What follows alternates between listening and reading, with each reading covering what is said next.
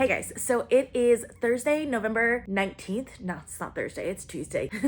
Hey guys, it's Tuesday, November 19th, and I meant to pick up my phone to actually vlog yesterday, but I was just so busy. I didn't have time to do anything all day, and I actually didn't do things that I really needed to do. But over the weekend, I did start 2 more books. So that means I am currently in the middle of 4 books. 3 audiobooks and then 1 physical book. We will get to that soon. But it's really weird that it's that set up because I've been reading a lot of ebooks recently and not audiobooks or physical books, and then all of a sudden I'm back to audiobooks and physical books, which is what I used to do like way back like in 2020 and 2021 when I was actually posting videos. So very interesting setup. I think it's a good sign. I think it's also a good sign that I'm in multiple audiobooks at once and enjoying all of them. So that's really good too. So first audiobook I want to talk about is Outlive by Peter Attia. I'm definitely butchering that name, but this is a nonfiction book and it's about longevity, health, and like what kind of things you need to do to live 100 years old. I've been really interested in like health related nonfiction books recently, and this one is like one of my favorites so far. So I'm really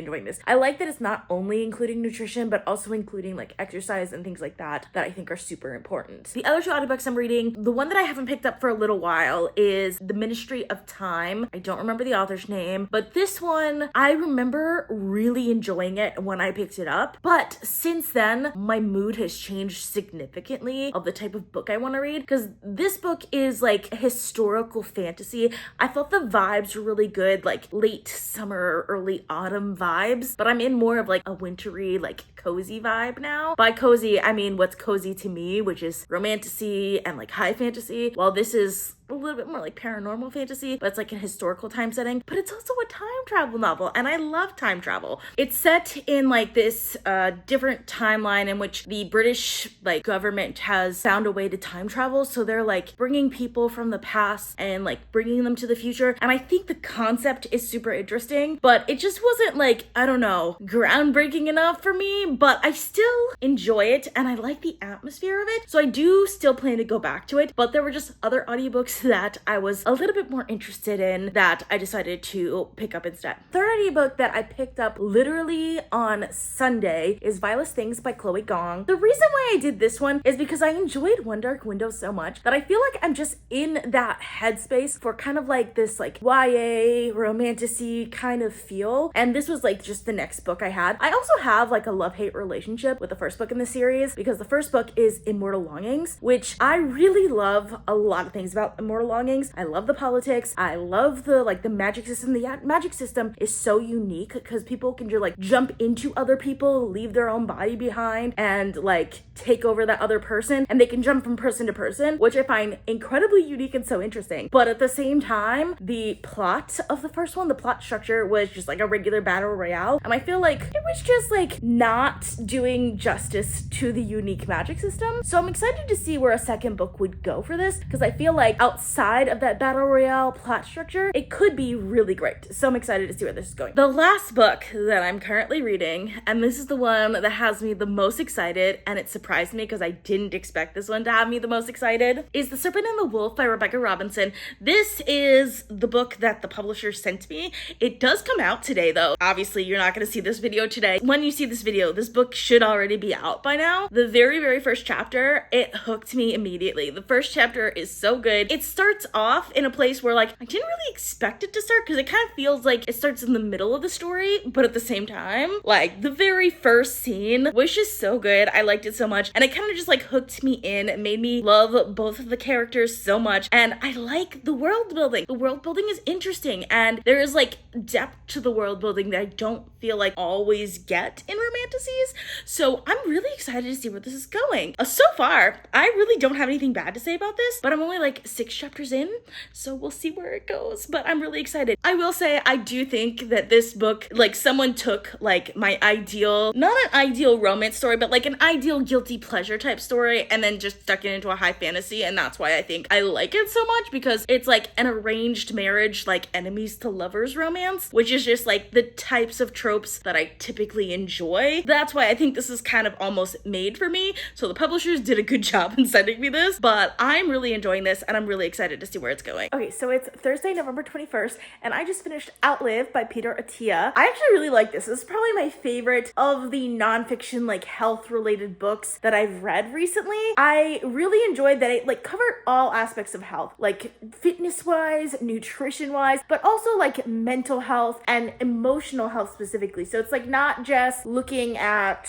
like if you have like a mental disorder or things like that, but it's just like other sides of it that maybe aren't normally talked about, which I enjoyed that. And of course, sleep was also a really big section, and I am one of those people that think like sleep is like the cornerstone of a lot of health related things. So I just liked that it encompassed all of that in a way that feels attainable and balanced. I ended up giving this 5 stars, really loved it. I haven't made progress on anything else. Honestly, I've just been really busy, but I'm excited to go into the weekend because I feel like I'm gonna just have more free time, and I'm excited to see what I can get through. So it's Friday, November 22nd, and I have unfortunately decided to DNF Vilest Things by Chloe Gong. There's a couple reasons I'm doing this. One, because every time I pick it up, I'm just like not excited for the book. I think that's because I just don't have any connection to these characters. The thing that made me interested in this series in the first place is the unique magic system and the unique world building. And I feel like while it was used a lot in the first book, it's not really used as much in this book. And these are just more like plot forward books and not really as well. I mean, it is character focused, but even like the part of it that's focused on the characters, I'm finding I don't really care for because I don't care for these characters at all. I have to return it in one day anyway, and I still have like 7 hours left in the audiobook, and I just don't feel like picking it up. So I'm gonna put it on hold, so I might pick it up again in like 9 weeks when I do get it back. But for now, I'm putting it as a DNF because I really don't know if I'm gonna keep it on hold. I might actually just cancel it. Okay, it is Monday, November 25th. It's been about a week since I started this vlog, and I actually did something weird. I started and finished a new book today, and that's Just for the Summer by Jimenez. This is the 3rd book, I guess the Part of Your World trilogy. It's a romantic contemporary series. One thing that romantic contemporary authors have kind of started doing is not just diverse characters, but like characters that have, I don't want to say mental illnesses because it's not necessarily that, but just like getting into like the headspace of characters and have different just like personalities and different things going on in their life that become barriers to the relationship. I'm not going to say exactly what the barriers were in this one, but I think in this one, a book that I could relate to a lot more, and I could relate to the characters in this book a lot more, not because the things that happened in their life have happened in my life, but because my mindset is just closer to these characters than to like some of the previous ones. Like for example, in the previous book, one of the characters has anxiety, which first time I read the book with where there was a point of view character that had anxiety, I thought it was very eye-opening to understand someone from that perspective because I have the complete opposite perspective. I very rarely have anxiety.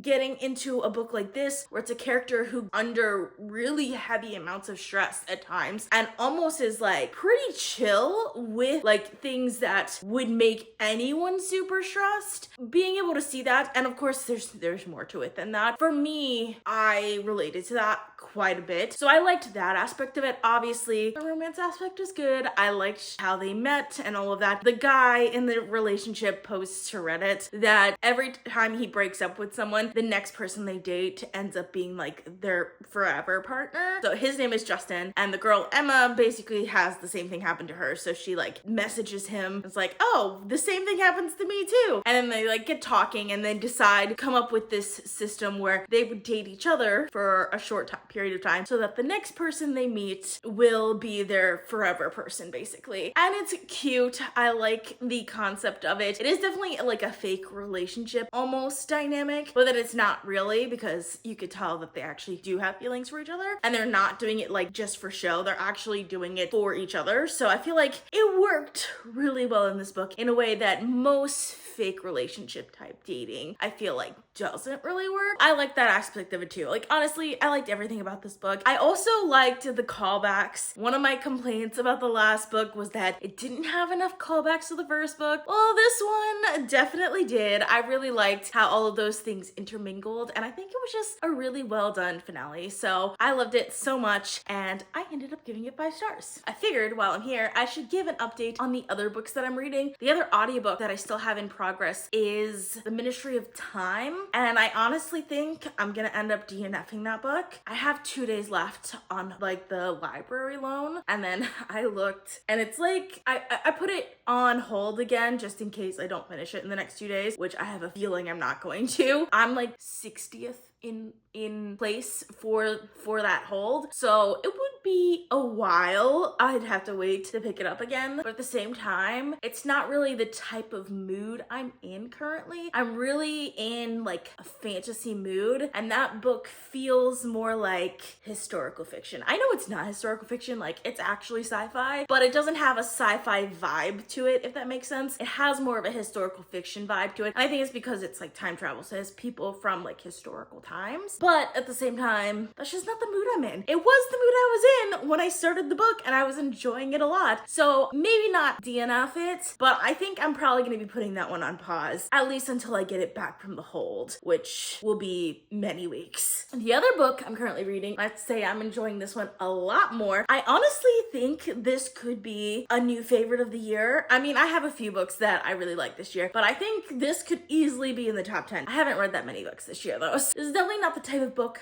I would normally pick up. Not that I don't read romantasy, I just tend to be quite skeptical of it. I really like this one. I think part of it is that, like, I feel like most romantasy is like 75% romance and like 25% fantasy, but this one is more like 50-50, and that ratio really works for me. I'm right about there, and honestly, I would not be surprised if I finish it either later today or tomorrow. I actually think if I had picked this up like on a weekend day, like a Friday or a Saturday, I probably would have finished it in like a day, but because I picked it up on a Monday, I've gotten into like the habit of reading it 30 minutes to an hour every night before going to bed, so it's just taking me longer to read it, and I actually think that's to its detriment. Like, I think I would have liked it more if I had read it quicker, just because the pacing of it feels like I should have read it in a shorter period, especially considering like this is less than 400 pages and it's taking me like over a week to read, which is a long time for me, and this is a pretty fast-paced book. I love the characters, I enjoy the world building. The magic, I will say it's unique, but at the same time, I don't really understand it. It might be more of a soft magic system, but it doesn't seem to be a soft magic system. I think it's just not going into the magic as much as I would like, but at the same time, there's a lot of intriguing politics, there's a lot of interesting world building, and I do really love the characters, and yes, this is romantasy, so it only can go into the magic a little bit because it's only 50% fantasy and not 75%, and the other 50% is the romance. And so far, it's been good. It's been a good,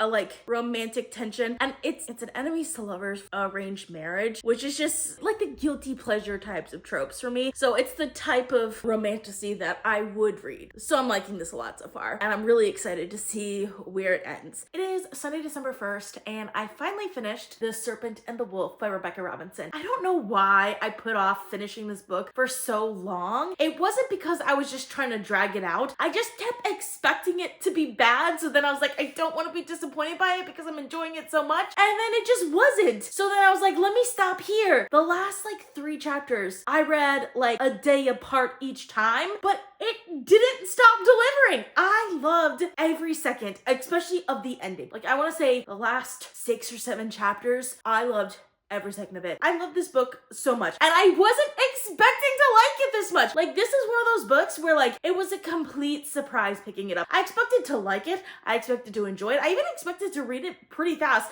which I didn't. It took me a full 2 weeks to read this book, mostly because I was reading it only like hour or a half an hour at a time even at some points. I did not expect to like this book this much, partially because romantasy is not my favorite, but like I've said about this book, there is definitely some really good world building in here. There's like a magic system in here. I don't really get too many details from it, but we get enough that I enjoy it a lot. But there is still like a pretty big chunk of this book that is romance, and I love that about it. I will say the one thing I feel like this book is missing is foreshadowing, because there's definitely a few twists and turns where I was like, there was like literally no hint or clue that this book was gonna go that way. And I also think there's just some parts of it that I feel like I kind of wish the characters were a little bit more rounded. So like, for example, the main character's brother is like the emperor of like her, I forgot the name of the country that she's from, but he's like the emperor of that land, basically like described as like cruel and like just a horrible person the entire time. I feel like we never really got to see a more rounded version of him. Wish there was like a chapter or two before like the first chapter of this book where like she's already married. Like I feel like a chapter where she's like with her like family, with her brother and her mom, and finding out that she's gonna be married to this person. Like I feel like that whole beginning sequence was missing, where I feel like that is when we probably could have gotten that other side of her brother a little bit, and we just never got that. But other than that, I love this so much. I really thought I was gonna end up giving this book 4 stars. I really thought I would, but I think this is a 5-star book for me. I'm really excited about this series in general because I think this is a new author to me as well, and I'm excited to see where the next book goes because it definitely leaves off. It's not fully a cliffhanger because there is like a satisfying ending. It's not like it gets to the point where you want to get the ending and then it just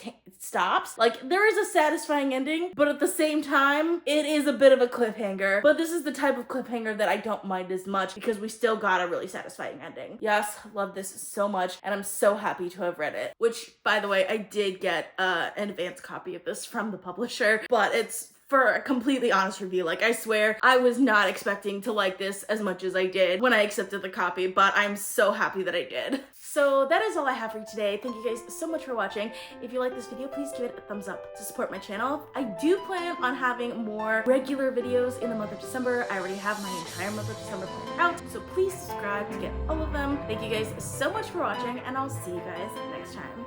Bye.